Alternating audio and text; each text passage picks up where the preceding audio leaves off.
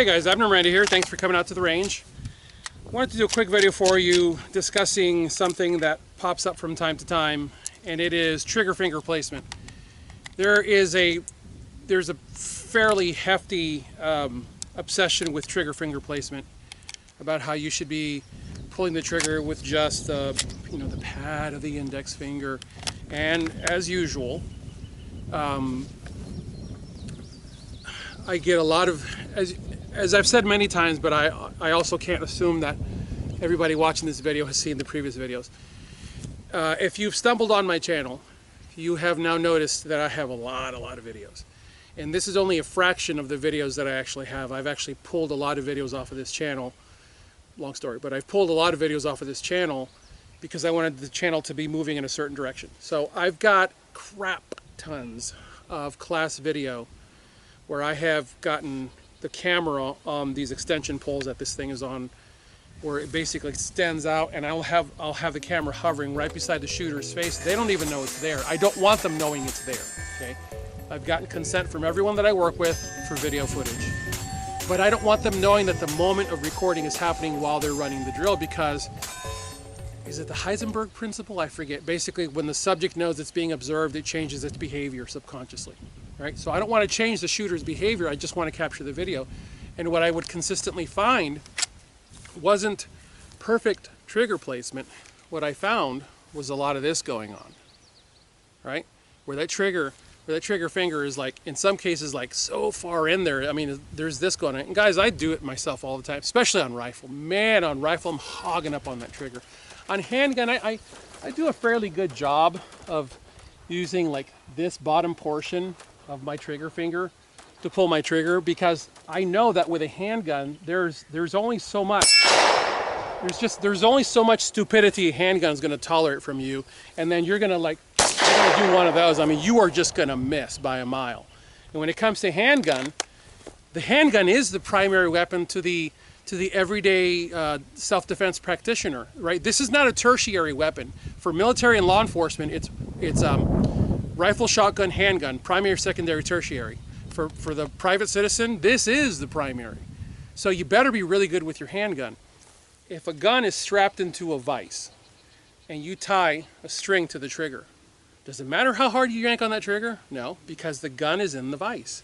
So if you're holding this gun like a vise, it doesn't really matter if you're yanking the trigger or squeezing the trigger. For that long shot, I'm taking my sweet time. For this, see, really, I had to run out of ammo right when I was making a point. For this type of shooting, it's fast. Pop, pop, pop, double tap head, double tap head. The placement of the trigger finger is, I don't want to say wholly irrelevant, but it is darn near irrelevant when it comes to close up. And guess what? Guess what the fight is going to be for, like, easily 98% of us? It's going to be the fight that is just on you. Remember, unless you're a police officer, having been a cop, I know what I'm talking about. Unless you're a police officer, you are seldom going to have the opportunity to see trouble coming. Meaning, dispatch has issued you a call and they've interjected you in the middle of someone's worst day. There you are as a cop. Been there, by the way. So yeah, your gun comes out early and you set up with cover and you are working all the angles. Man, you are dialed into that potential gunfight. But as a private citizen, we're strolling along, doing things we're not supposed to be doing, which is looking at our phones while walking through parking lots. I admit it, I've done it. I know I'm not supposed to be doing it, but I've done it because life catches me. In fact, my wife, God bless that woman, will go, "Really, honey?" Yeah, I'll go, "Thank you," and I'll put my phone away because she knows I'm supposed to be head up. It's my job to protect.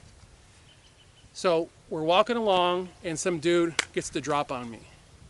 You actually think I'm going to have time to get that perfect stance, that perfect grip, that perfect trigger position? No, man. I'll close with this. Years ago I was at SHOT Show and I was sitting at a dinner table while a conversation was going on between this dude and that dude. I was simply there with my buddy and he was chatting with this guy. He was doing a tabletop interview, a written interview for an article. And he was interviewing this guy who was former SF. Actually, I think he was still current SF at the time. And he was talking about how I don't remember if it was an evening or early afternoon, but he and several friends left the base and they went into the, honestly, it was somewhere in Iraq, and he actually said the province, and I was like, oh yeah, I've actually heard of that name. I've never been there, but you know, I've heard about it in the news. So anyways, he was there, and he said I stepped off, what was it? He said we were walking along the side, along the buildings, and he said some dude stepped off. The term he used, and I know what he meant. He said the guy stepped off the curb and opened up. And I think what he meant by that was there was a moment where they locked eyes, and he said the guy produced an AK from God knows where, but the guy swung an AK up on them, and all they had was their Glocks with them. He said, I opened up, and he says I was shooting, I was yanking, I was cranking, I was pulling on that trigger as hard and as fast as I could. And remember, the unit he's with, actually, well, I shouldn't say remember because you wouldn't know. The unit he was with are pistol shooters. That's what they do. And he said, all I was doing was shooting as fast and as hard as I could to stop this guy. And we scrambled back to base. And when he said that, I just quietly kept eating. But I made mental notes. I didn't want to talk because the recorder was running on the table while my buddy was also taking notes. So I didn't want to interrupt and make any noise, but I was like, man, I'd love to cross-reference that one. I want to know some more information. I picked up some more. And what that told me, him along with my mentors who are also former Special Forces operators, who are the guys, Kent Hackathorn is one of them, who trains Special Forces operators, who trained Delta operators. He actually predated Delta, but he helped train Delta. Pistol is a big deal. You are never going to master handgun. You are only going to reach a level of proficiency, and then you're going to struggle to maintain that proficiency. The very state of the overgrown grass on this range ought to tell you I haven't been out here for 10 days. 10 days. And I know that in 10 days, there is a quantifiable degradation of my skills. 10 days it's only been. Sunday to Wednesday. Yeah, that's 10 days, right? Yeah, 10 days. Sunday to Wednesday. What was the last time I was out here? Sunday, Wednesday, today. It's the last time I was out here. And the degradation of my skills, I can actually sense it, the degradation of my skills in 10 days alone. How many of you out here watching this video don't ever go to the range, have never been to the range, but you own a firearm now? You are one of the 10 million new gun owners who bought one of these things. And you really genuinely don't know what you're doing with it. And you think you know what you're doing with it because some person with a Shooty Fast channel here on YouTube gave you some really cool pointers. The pointer that I'm going to give you is get out to training. And guess what? I'm not even going to do this as like some kind of self-serving thing. Get out to training. Here's where I'm going to tell you to go. If you are northeastern America, go to Tactical Defense Institute, West Union, Ohio. If you are southeastern America, go to Valor Ridge, do Pistolcraft 1. And by the way, Tactical Defense Institute, handgun 1, 2, and 3, do them consecutively, Friday, Saturday, Sunday. Get them all knocked out. You need the reps, trust me. Southeastern America, valorridge.com, Pistolcraft 1. Reed Hendricks has a phenomenal program. Those are the only two places I'm going to tell you to go do. So you'll notice, I'm not trying to fill my own pockets here. I'm trying to get you guys full of knowledge, okay? That's really what my concern is. A lot of you own handguns. Handgun is almost always the first weapon people buy. It's just what they do because handguns cost less than rifles. Handguns are smaller than rifles. And unfortunately, some of you got sold small handguns. This is a Glock 17. If you do not own a Glock 17, remedy that problem quickly. Aim Surplus has Glock 17s in stock. Remedy that problem quickly. You should always have a full-size battle handgun in your collection, and it should definitely be a Glock 17. Okay, you should definitely have a Glock 17. And with today's Gen 5 Glock 17, you can customize those grips, and you can make that gun fit almost anybody's hand anymore. So, anyways,